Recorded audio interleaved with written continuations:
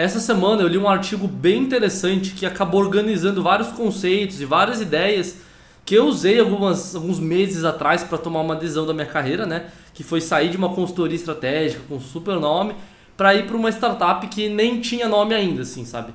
Então eu me interessei bastante sobre esse conceito porque ele acabou usando várias coisas que eu pensei no meu dia a dia e ele organizou de uma maneira muito boa. Então vamos direto ao ponto, né? O que são carreiras líquidas e carreiras ilíquidas? Então a gente normalmente está acostumado a pensar nossas habilidades, nossas experiências com base no valor de mercado delas, né? Então o quanto os empregadores ou clientes estão dispostos a pagar por elas, assim. Mas tem um fator que a gente muitas vezes deixa de lado que é a liquidez, assim. Então, assim como no mercado financeiro, que tem ativos que são mais fáceis de serem negociados, mais fáceis de serem precificados, na carreira profissional também tem isso, tem experiências, tem habilidades que são mais fáceis de serem precificados ou são mais fáceis de ter o seu valor intrínseco reconhecido, assim, sabe? São carreiras, experiências que você sabe que a pessoa tem e você já sabe que aquela pessoa sabe fazer, o quanto ela vale. E quando eu estou falando de liquidez, eu não estou falando do valor que uma certa habilidade ou experiência tem para uma pessoa, mas é o quão fácil essa habilidade consegue ser reconhecida pelo mercado. Então eu vou pegar um exemplo hipotético aqui, por exemplo, do Pedro. Vamos usar o Pedro como exemplo, né? Ele tem, sei lá, 4 anos de experiência como analista de um banco de investimento super renomado, sabe? Goldman Sachs, Morgan Stanley, etc. Assim. Então, no mercado de trabalho, os potenciais empregadores dele já sabem mais ou menos o que ele pode entregar para uma empresa, sabe? Se ele está ali 4 anos do banco de investimento, provavelmente é porque ele é uma pessoa razoavelmente inteligente, competente para trabalhar nesses bancos, né? Ele tem uma boa capacidade analítica, ele trabalha bastante, ele consegue sobreviver em ambientes de alta pressão, senão ele não estaria no banco de investimento. Então são todas habilidades muito válidas para um empregador potencial. E quando alguém fizer uma oferta para o Pedro, quiser tirar ele lá do banco, ou se ele quiser trocar de emprego, as pessoas já sabem mais ou menos o skill, o pacote, o valor que ele pode entregar, sabe? Então quando ele vai trocar de emprego, ele tem uma boa chance de pegar um emprego que paga mais ou menos o seu valor de mercado, um trabalho que realmente vale a sua experiência e sua habilidade, assim. Então, assim como ativos na bolsa de valores tem alta liquidez, você normalmente consegue comprar ele a um valor justo, as suas habilidades, experiências, quando você vende uma carreira líquida, você consegue negociar elas a uma taxa de mercado, assim, sabe? E aqui de um lado a gente tem o Pedro, vamos imaginar o João, por exemplo. Ele, sei lá, trabalhou 3 anos numa startup de tecnologia, que às vezes não deu muito certo, ou pode ter dado muito certo, enfim, não importa. Depois fez 1 ano de voluntariado, sei lá, na Índia, assim, sabe? Como é que a gente estima quanto essa pessoa deveria ganhar, mais fundamentalmente, né, quanto de valor essa pessoa poderia gerar para uma empresa, assim? E a verdade é que é mais difícil estimar o valor do João, assim. Porque diferente do Pedro, ele seguiu uma carreira menos líquida, com uma amostra menor de pessoas comparáveis a ele, assim, sabe? O Pedro, ele tem várias pessoas. O Pedro, né, que trabalha no banco de investimento, ele tem várias pessoas com perfil parecido, assim, sabe? Existem muitas pessoas que trabalham em banco de investimento, assim. Ele é comparável com muitas pessoas. Mas já o João, que teve uma experiência muito mais única dele, a distribuição de probabilidades do valor que ele pode gerar é muito maior, assim. Então, o João ele pode ser um cara, assim, absurdo, rockstar, tipo, performa muito bem, mas pode ser também uma pessoa que gera até valor negativo para a empresa. Enquanto o Pedro, que ele seguiu uma carreira mais tradicional, o range, assim, né, o escopo de probabilidades de valor que ele pode gerar é um pouco mais reduzido, assim. Então, a verdade é que essa é a diferença entre uma carreira líquida e líquida, assim. No ponto de vista do empregador, quem seguiu um caminho mais tradicional, ele tem um escopo, ou seja, um range de probabilidade de performance que ele pode ter muito maior comparado a alguém que você já sabe mais ou menos que nível performa. E quando você está olhando do ponto de vista do empregador, normalmente muitas vezes ele quer o melhor cara possível. E aí ele deveria buscar justamente alguém que tem um perfil menos tradicional, porque a chance de você encontrar alguém ultra high performer aumenta. A chance de você encontrar alguém ultra high performer dentro de um escopo tradicional normalmente é menor, sabe? Mas ao mesmo tempo, se o empregador quer alguém que é só bom o suficiente, a pessoa que seguir uma carreira mais líquida, ou seja, que demonstra mais ou menos, todo mundo sabe mais ou menos qual é o valor dela, ela pode, enfim, ser muito favorecida nesse caso, assim, porque alguém que seguiu uma carreira menos líquida tem um custo de você conseguir informação se essa pessoa é boa ou não, sabe? Você tem que entrevistar ela. E assim, nos mercados financeiros, liquidez é justamente a facilidade, a rapidez com que um ativo pode ser convertido em cash, né? Em dinheiro, sem você perder muito valor. Então, um ativo pouco líquido, normalmente você vai ter que vender ele com um certo deságio, assim, sabe? Se você quiser vender ele na hora, né? Então, No contexto de carreiras de trabalho, eu acho que a liquidez é uma função de dois fatores. O primeiro é a demanda geral pela sua habilidade, pela sua experiência. E dois, a facilidade com que as pessoas podem verificar que você realmente tem essa habilidade que você afirma, assim. Então, alguns fatores, por exemplo, que influenciam a liquidez do capital humano, assim, né? Enfim, a liquidez da sua habilidade, da sua experiência, sabe? Um é o crescimento e atividade do setor, assim.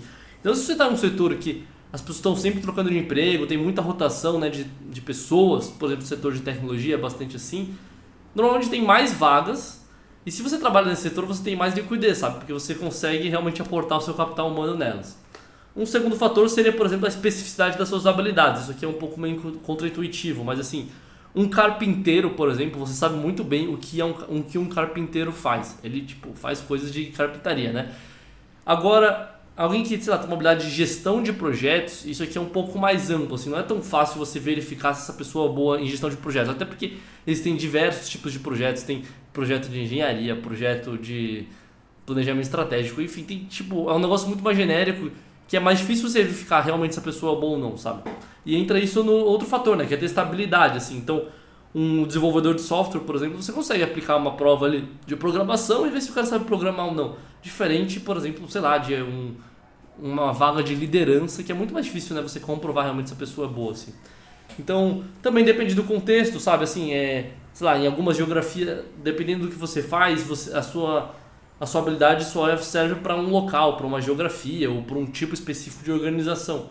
Mas dependendo do que você faz, sei lá, você pode trabalhar em qualquer lugar do mundo, em qualquer tipo de empresa, assim. E um outro fator também é a marca institucional, assim, então marcas maiores, mais estabelecidas, né, como grandes bancos, consultorias, multinacionais, coisas do tipo, assim, big techs, assim, normalmente tem um reconhecimento maior pelo mercado e passa uma credibilidade maior, assim. Então, quando o empregador está querendo contratar alguém, a incerteza é muito menor, assim. E se você for analisar justamente essas carreiras, como consultoria, banco de investimento, trainee de multinacional, de acordo com os fatores que eu acabei de falar, você vai perceber o porquê essas carreiras são altamente líquidas, porque alguém que trabalha nesses lugares facilmente consegue trocar de emprego e ir para outros lugares muito legais, assim.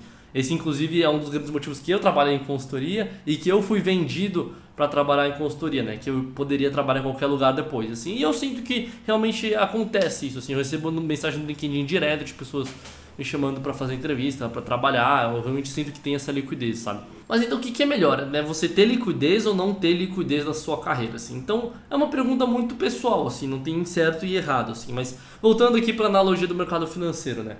Toda vez que você investe em algo ilíquido, você deveria esperar um retorno maior, um prêmio, né, sobre o risco que você está correndo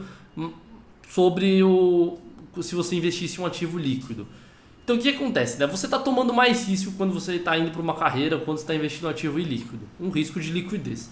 Logo você deveria esperar um retorno maior, proporcional a esse risco, sim.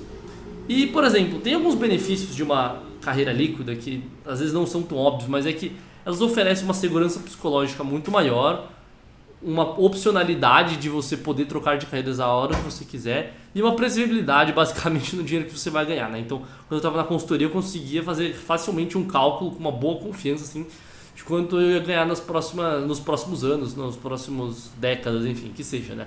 E assim, se você quer uma previsibilidade na sua carreira, se você já sabe que você quer, por exemplo, sei lá, ter uma família, comprar uma casa, comprar um carro, viajar uma vez por ano, sei lá, alguma coisa assim, você está satisfeito com isso, você provavelmente deveria seguir realmente o caminho líquido, porque você vai ter essa maior previsibilidade, enfim, na sua renda, né? E ele vai pagar seu estilo de vida, assim, é um emprego que vai pagar o seu estilo de vida. Mas se você, por outro lado, você quer, tipo, tomar muito risco, você quer, tipo, ser top 0,1% das pessoas em questão de recompensa financeira, pessoal, construir algo muito grande, você provavelmente não vai encontrar isso em caminhos líquidos. Você deveria seguir caminhos ilíquidos. Então talvez você devesse empreender, ir para alguma startup tipo de super crescimento, coisas assim. E por que esses caminhos ilíquidos eles oferecem justamente esse potencial retorno superior? Porque tem muita gente muito inteligente que não está disposta a tomar esse risco. E assim, lógico, você só deveria tomar esse risco se você estiver indo para uma oportunidade que realmente tem potencial de oferecer um retorno maior. Não faz sentido você deixar uma carreira líquida para ir para um lugar ilíquido que não tem potencial grande de crescimento, enfim, de recompensa, né? Mas é isso, no final do dia, qual o retorno você quer ter e qual risco você está disposto a correr. Se você quer ter um retorno 0,1% da população, provavelmente 0,1%, 0,001% da população, enfim, não sei, você provavelmente vai precisar correr riscos maiores. Você não vai conseguir esse retorno ficando em consultoria, ficando em banco de investimento, que são carreiras mais líquidas e, enfim, com retornos muito bons. Eu deixo muito claro, isso são retornos muito bons, mas que não vai ser 0,001%. Você não vai estar 10 dias padrões para lá, sabe? Então, quando você escolher a sua carreira, é legal você pensar muito nisso, assim, sabe? O que você quer com ela, o que você quer trabalhar, você está disposto a correr riscos, você se importa com grife, não se importa, enfim, são todos fatores que eu acabei usando, assim, na minha decisão que eu tomei uns meses atrás de ir para startup, que é uma carreira ilíquida. Posso trabalhar aqui 3 anos, as pessoas não vão saber tão bem o meu valor quando comparado se eu ficasse 3 anos na consultoria, e é uma decisão, assim, mas eu estou disposto a correr esse risco. Um, porque eu acho o trabalho mais legal, mas dois, também porque eu sinto que na consultoria é quase que uma renda fixa, assim, sabe? Você tem um retorno legal, mas você também não está correndo risco, você não consegue dar umas porradas para cima. Quando você entra numa startup, numa empresa nova, talvez você vá para zero, talvez dê tudo errado, mas se der muito certo, também você deu tipo 1000 vezes mais, sabe? Então é outra dinâmica, é outra mentalidade, assim. E aí, que nem eu disse, não tem certo e errado, é só questão de que você se identifica, assim. Eu, por sorte, depois de alguns anos, acabei identificando mais com o meu perfil, e é isso. Qualquer coisa, deixa seu comentário aí, me manda um e-mail, manda uma mensagem no Instagram, no LinkedIn, enfim, estou super disponível para conversar. Valeu!